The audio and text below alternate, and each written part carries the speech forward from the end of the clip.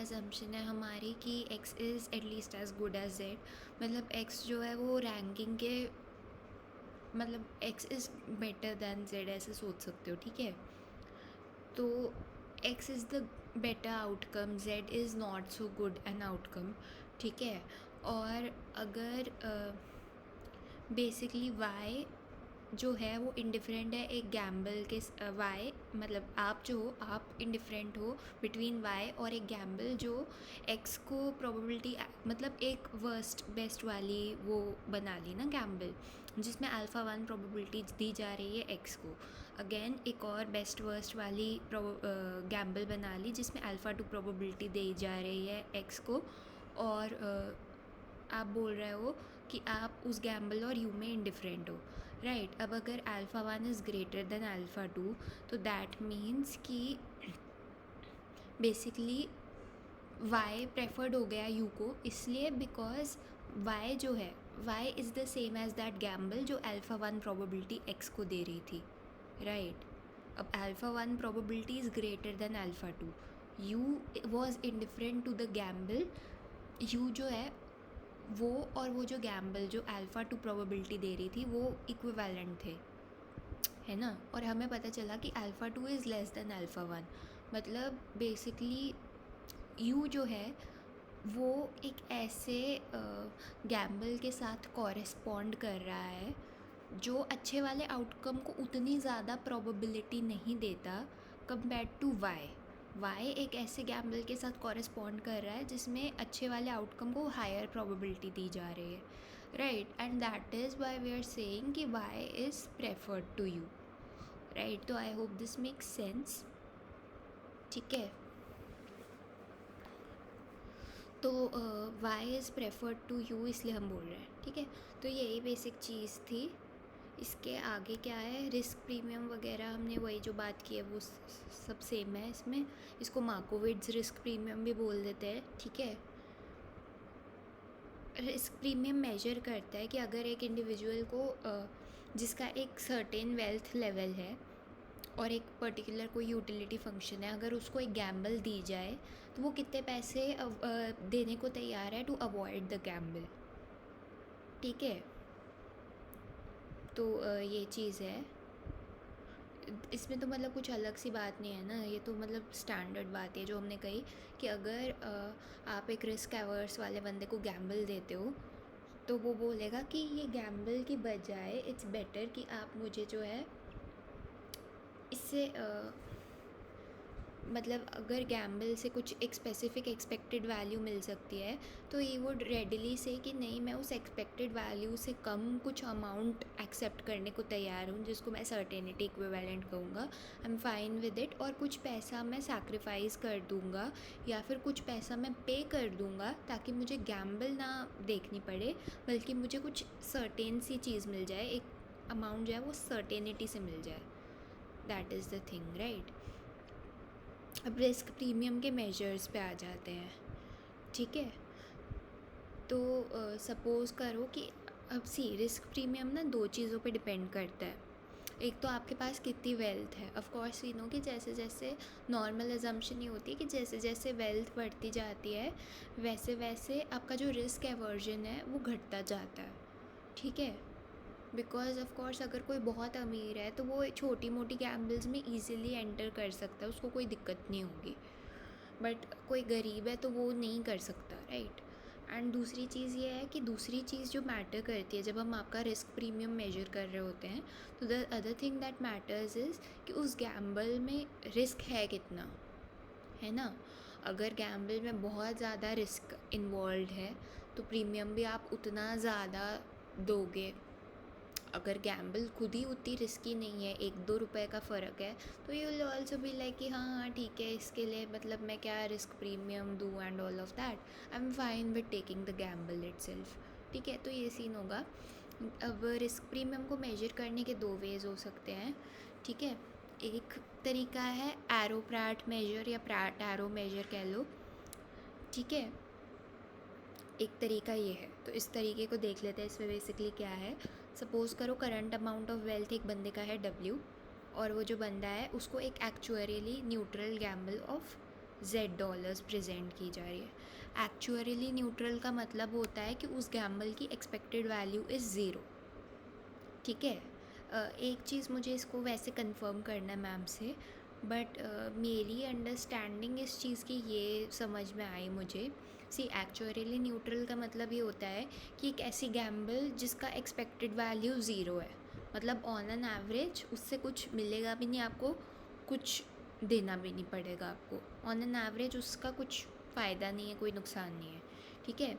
ऐसी gambles usually किस type की होती हैं कि इनमें कुछ परसेंट चांस होता है कि आप कोई चीज़ जीत जाओगे और कुछ परसेंट चांस होता है कि कोई चीज़ आप हार जाओगे। सिंपली बिकॉज सी अगर सिर्फ जीतने की बात होती रहे तो वो एक्चुअली न्यूट्रल नहीं होगा। क्यों? क्योंकि लेट्स से 50% चांस है आपका कि आपको 80 रुपये मिलेंगे और 50% चांस है कि 100 रुपये मिलेंगे। ठीक है।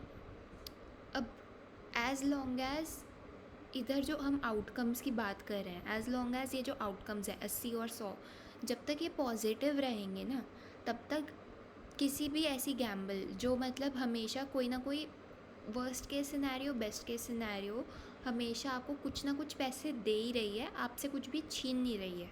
एज़ लॉन्ग एज़ वो केस होगा तो उसकी expected value will always be positive, right.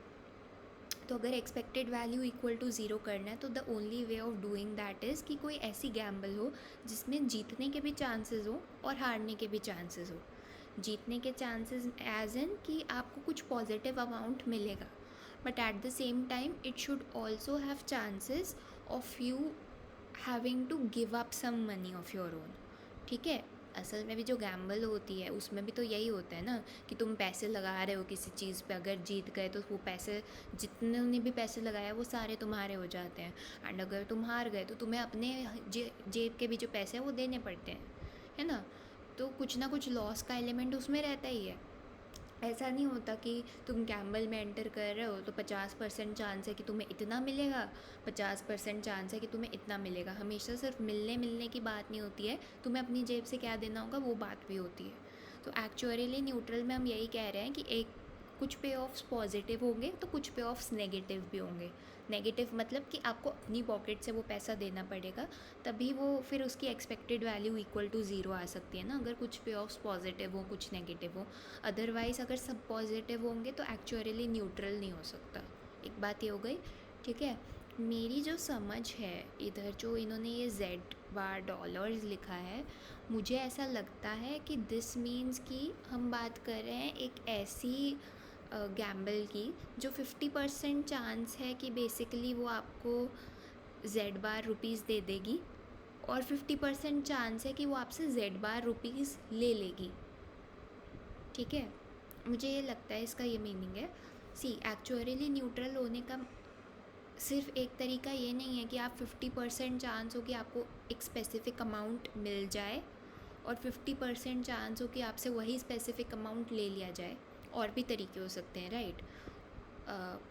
बहुत सारे अलग अलग तरीके हो सकते हैं। हो सकता है 80% चांस किसी एक पॉजिटिव आउटकम का हो, 20% चांस किसी एक बड़े नेगेटिव आउटकम का हो, कुछ भी हो सकता है। 50-50 is not the only way to go about making expected value equal to zero, but अभी दैट इज़ द केस जो मुझे लग रहा है यहाँ पर है। क्योंकि सी अगर ऐसा केस होता, मेरा लॉजिक ये इसलिए कह रहा है क्योंकि अगर ऐसा केस होता कि 80% चांस किसी पॉजिटिव चीज़ का है, 20% चांस किसी नेगेटिव चीज़ का है, राइट। तो फिर आपको पॉजिटिव चीज़ क्या है, नेगेटिव चीज़ क्या है, दोनों स्पेसिफाई करनी पड़ती, दो चीज़ें स्पेसिफाई करते हैं आप, राइट। यहाँ पर सिर्फ एक ही चीज़ स्पेसिफाई की है, साथ में उन्होंने कोई प्रोबेबिलिटी नहीं बताई कि क्या प्रोबेबिलिटी है किस चीज़ के होने की, तो इसलिए मेरी अजम्पशन ये है। बाकी एक बार मैं मैम से कंफर्म करके भी बता दूँगी। ठीक है। आगे क्या बताया है, तो अब जो रिस्क प्रीमियम है, जैसा कि मैंने बताया, एक तो वो फंक्शन है वेल्थ का कि आपकी वेल्थ कितनी है, राइट। और दूसरी चीज़ वो फंक्शन है जेड का जो बेसिकली अमाउंट इन्वॉल्व है उसमें, है ना। जेड का फंक्शन इसलिए है क्योंकि जितना अमाउंट इन्वॉल्व है ऑफकोर्स उस पर रिस्क प्रीमियम डिपेंड करता है। 10-20 रुपए की गैम्बल तो चलो कोई भी लगा सकता है, बट अगर वही बात 1000 10,000 ऐसा कुछ की आ जाए तो फिर वो लोग नहीं लगा सकते, राइट। तो वो चीज़ है। तो ये जो फॉर्मूला है, this is the formula for Arrow Pratt measure. अजीब सा फॉर्मूला लग रहा होगा but it's very simple. Basically क्या चीज़ है, सी क्या होता है, एक होता है एरोप्रैट का major of absolute risk aversion, जो हमने चैप्टर 2 में जहले रहने में भी देखा था। ठीक है, तो वो जो होता है ना, उसका फॉर्मूला होता है माइनस का you double dash W by U dash W. ठीक है, तो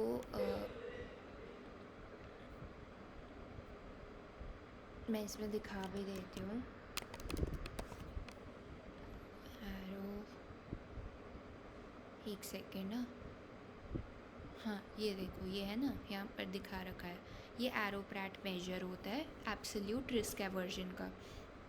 ठीक है, एंड ये बेसिकली क्या शो करता है, ये शो करता है कि जितना ज़्यादा आपका रिस्क एवर्जन होगा उतना ज़्यादा ये मेजर होगा। ठीक है, उसका सिंपल सा लॉजिक ये वो रहता है कि जितना ज़्यादा बेसिकली आप रिस्क एवर्स हो गए है ना, उतना ज़्यादा आपका जो यूटिलिटी फंक्शन है वो कॉनकेव होगा। है ना, हमने पहले भी देखा कि कॉनकेविटी और यूटिलिटी फंक्शन का बहुत क्लोज रिलेशनशिप रहता है। तो जितना ज़्यादा आपका रिस्क एवर्जन ज़्यादा होगा, अगर ठीक ठीक रिस्क एवर्जन है, कुछ उतना ज़्यादा नहीं है, तो वो कॉनकेव होगा बट उतना ज़्यादा कॉनकेव नहीं होगा। बट अगर वही बहुत ही ज़्यादा रिस्क एवर्जन है तो वो मतलब बहुत ही ज़्यादा कॉनकेव होगा। ठीक है, that is the point. And जितना ज़्यादा कॉनकेव होगा उतना यू डबल डैश डब्ल्यू ज़्यादा होगा, प्लस एट द मतलब मैग्नीट्यूड वाइज ज़्यादा होगा, right. Plus eight the same time कुछ कुछ बातें क्लियर कर लेते हैं। मतलब एक तो वी नो कि अगर कोई बंदा रिस्क एवर्स है तो उसका यूटिलिटी फंक्शन कॉनकेव होगा। कॉनकेव होने का मतलब है कि you double dash W will be negative, and इसके बाहर भी एक माइनस का साइन लगा हुआ है, तो विच मीन्स कि अगर एरोप्रैट मेजर जो है वो पॉजिटिव आता है तो आप रिस्क एवर्स हो। ठीक है, क्यों? क्योंकि ये चीज़ भी नेगेटिव है और इसके बाहर भी एक नेगेटिव का साइन लगा है, तो अगर ये पॉजिटिव आ रहा है तो यू आर रिस्क एवर्स। एक बात ये क्लियर हो गई। दूसरी बात हमने कही कि जितना ज़्यादा एरोप्रैट मेजर आएगा उतने ज़्यादा आप रिस्क एवर्स हो, राइट। तो वो चीज़ आ जाती है। एंड उसका सिंपल लॉजिक मैंने ये बताया कि जितना ज़्यादा आपका यू डबल डैश डब्ल्यू होगा उतनी ज़्यादा आपकी कॉनकेविटी है, और जितना कॉनकेविटी आपका बहुत ज़्यादा है, ठीक है, एक तो कम कम सी कॉनकेविटी होती है कि मतलब ऐसे हल्का फुल्का सा बेंड है, बहुत ज़्यादा तीखा बेंड नहीं है जिसको बोलते हैं। लेकिन अगर एकदम ही गोला सा टाइप का बना हुआ है, बहुत ही शार्प शार्प बेंड आ रहा है उसमें, ठीक है, तो बेसिकली अगर जो फंक्शन है आपका उसकी स्लोप जो है एकदम बहुत ही फटाफट से इधर स्लोप जो होती है, हमें पता है एक यूटिलिटी फंक्शन अगर हम बनाएं कॉनकेव वाला, इधर उसकी स्लोप जो होती है वो इन्फिनिटी होती है, इधर ज़ीरो हो रही होती है ना। अगर हम तो बेसिकली अगर तो वो स्लोप का जो ट्रांजिशन है फ्रॉम इन्फिनिटी टू ज़ीरो बहुत ही फास्ट हो जाए, एकदम इधर था इन्फिनिटी, एकदम इधर पहुँचते पहुँचते ज़ीरो हो गया, तो वो कॉनकेविटी ज़्यादा कहते हैं उसको। अगर सॉरी बहुत धीरे धीरे वो चीज़ हो तो उसको कह देंगे कि नहीं, it's concave but not as concave, that is the point. तो अगर एरोप्रैट मेजर ज़्यादा होगा तो रिस्क एवर्जन ज़्यादा होगा। ठीक है, इसको बस हम डिवाइड कर देते हैं यू डैश डब्ल्यू से। इसके पीछे एक रीज़न होता है जो मैं भूल गई हूँ, तो मैं वो पता करके बताती हूँ कि इसको हम डिवाइड क्यों कर देते हैं यू डैश डब्ल्यू से। इसका बेसिकली एक स्केलिंग का रीज़न होता है, बट अभी मुझे ध्यान में नहीं आ रहा, सोचना पड़ेगा। ठीक है, तो ये जो माइनस साइन है और ये जो U double dash W by U dash W है, ये तो Arrow Pratt measure of absolute risk aversion से आ गया। ठीक है, बट क्या जो रिस्क प्रीमियम है associated with the gamble, is it completely related to आप कैसे वेल्थ को देखते हो, आपका रिस्क एवर्जन क्या है? नहीं ना, कई बार हो सकता है आपका रिस्क प्रीमियम इसलिए ज़्यादा है क्योंकि गैम्बल सच में काफ़ी रिस्की है, राइट। और गैम्बल जो है उसका रिस्क का लेवल कैसे पता चलेगा? वो पता चलेगा आपको सिग्मा स्क्वायर जेड से, विच इज़ बेसिकली गैम्बल के साथ एसोसिएटेड वेरिएंस। ठीक है, तो गैम्बल जो है उसमें कितनी वेरिएंस है, उसके आउटकम्स कितने ज़्यादा वेरी कर रहे हैं, वो आपको सिग्मा स्क्वायर जेड बताएगा। ठीक है, जो हाफ है साइड में बैठा हुआ मल्टीप्लिकेशन में, दैट इज़ जस्ट वो बस आ जाता है, वो एक टेलर सीरीज़ के एक्सपेंशन से आ जाता है, बट वो क्योंकि हम इस चीज़ के डेरिवेशन में नहीं जा रहे हैं कि ये आया कहाँ से एरोप्राट मेजर, तो हमें वो डेरिवेशन नहीं पता है कि वो Taylor series expansion and all that क्या है, वो करने की नीड नहीं है। तो इसलिए अभी के लिए यू कैन जस्ट रिमेंबर कि ये हाफ़ होता है, साथ में ही क्यों होता है मुझे टेलर सीरीज़ का उतना आइडिया नहीं है, तो मैं ये नहीं बता पाऊँगी कि ये क्यों होता है। ठीक है, यहाँ तक की बात हो गई। अब यहाँ पर मुझे कुछ चीज़ें क्लैरिफाई करनी है, let me just mark them. एक तो मुझे जेड कर्ल क्या होता है वो मुझे पता करके बताना है, राइट। एंड दूसरी हमने बात की कि इधर यू डैश डब्ल्यू से डिवाइड क्यों होता है, वो भी मैं एक बार फिगर आउट कर लूँगी। इसका कलर चेंज कर लेते हैं, ठीक है।